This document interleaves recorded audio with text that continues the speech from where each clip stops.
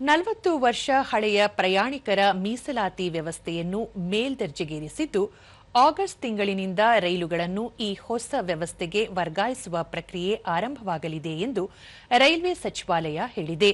ದೆಹಲಿಯ ರೈಲ್ವೆ ಭವನದಲ್ಲಿ ನಡೆದ ಪರಿಶೀಲನಾ ಸಭೆಯ ಅಧ್ಯಕ್ಷತೆ ವಹಿಸಿದ್ದ ಕೇಂದ್ರ ರೈಲ್ವೆ ಸಚಿವ ಅಶ್ವಿನಿ ವೈಷ್ಣವ್, ಹಳೆಯ ವ್ಯವಸ್ಥೆಯಿಂದ ನೂತನ ವ್ಯವಸ್ಥೆಗೆ ಬದಲಾಗುವ ಸಂದರ್ಭದಲ್ಲಿ ಪ್ರಯಾಣಿಕರಿಗೆ ಯಾವುದೇ ರೀತಿಯ ತೊಂದರೆಯಾಗದಂತೆ ನೋಡಿಕೊಳ್ಳಲು ಅಧಿಕಾರಿಗಳಿಗೆ ಕಟ್ಟುನಿಟ್ಟಿನ ಸೂಚನೆ ನೀಡಿದ್ದಾರೆ.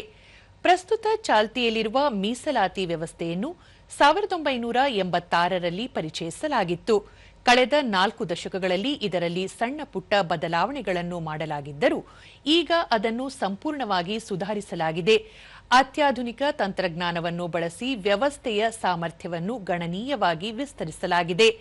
2002ರಲ್ಲಿ ಇಂಟರ್ನೆಟ್ ಆಧಾರಿತ ಟಿಕೆಟ್ ಬುಕಿಂಗ್ ಆರಂಭವಾದಾಗಿನಿಂದ ಭಾರತೀಯ ರೈಲ್ವೆ ಡಿಜಿಟಲ್ ರೂಪಾಂತರಕ್ಕೆ ಹೆಚ್ಚಿನ ಒತ್ತು ನೀಡುತ್ತಾ ಬಂದಿದೆ. ಈ ಡಿಜಿಟಲ್ ಕ್ರಾಂತಿಯ ಭಾಗವಾಗಿ ಕಳೆದ ವರ್ಷ ಜುಲೈನಲ್ಲಿ ಬಿಡುಗಡೆಯಾದ ರೈಲ್ ಒನ್ ಮೊಬೈಲ್ ಆಪ್ ಈಗಾಗಲೇ 3.5 ಕೋಟಿಗೂ ಹೆಚ್ಚು ಡೌನ್ಲೋಡ್ಗಳನ್ನು ಕಂಡು ಪ್ರಯಾಣಿಕರಲ್ಲಿ ಜನಪ್ರಿಯವಾಗಿದೆ. ಈ ಆಪ್ನಲ್ಲಿ ಈ ವರ್ಷದ ಆರಂಭದಲ್ಲಿ ಕೃತಕ ಬುದ್ಧಿಮತ್ತೆ ಆಧಾರಿತ ಮುನ್ಸೂಚನೆ ವೈಶಿಷ್ಟ್ಯವನ್ನು ಪರಿಚಯಿಸಲಾಗಿದೆ. ಇದು ವೇಟಿಂಗ್ ಲಿಸ್ಟ್ನಲ್ಲಿರುವ ಟಿಕೆಟ್ಗಳು ಕನ್ಫರ್ಮ್ ಆಗುವ ಸಾಧ್ಯತೆಯನ್ನು ನಿಖರವಾಗಿ ತಿಳಿಸುತ್ತದೆ. ರೈಲ್ವೆ ಇಲಾಖೆಯ ಪ್ರಕಾರ ಈ ಮೊದಲು 53%ರಷ್ಟಿದ್ದ ಈ ಮುನ್ಸೂಚನೆಯ ನಿಖರತೆಯು ಈಗ 94%ಕ್ಕೆ ಏರಿಕೆಯಾಗಿದೆ.